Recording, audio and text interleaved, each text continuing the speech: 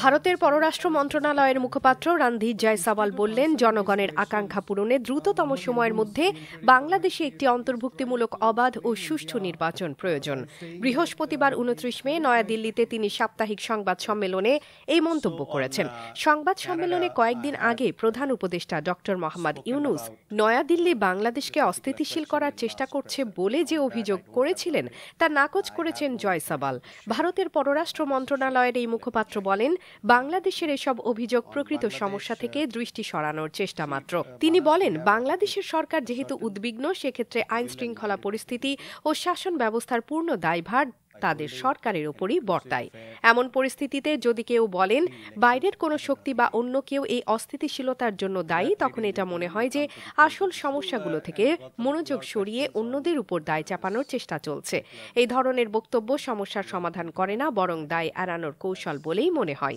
গত রোববার প্রধান উপদেষ্টা ড মোহাম্মদ ইউনূসের সঙ্গে বৈঠকের পর নাগরিক ঐক্যের সভাপতি মাহমুদুর রহমান মান্না বলেছিলেন, প্রধান উপদেষ্টা বলেছেন, ভারতীয় আধিপত্যবাদের কারণে দেশ বড় সংকটের মধ্যে রয়েছে।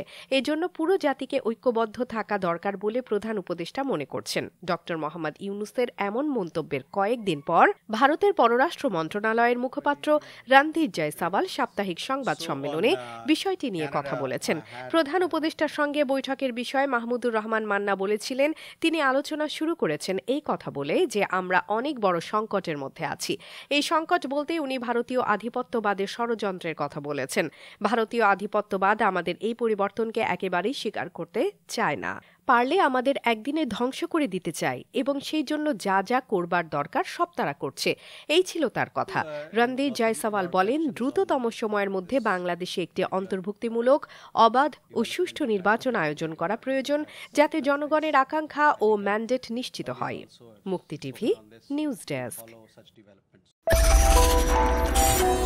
আপনারা দেখছেন আমেরিকা থেকে সম্প্রচারিত মুক্তি টিভি।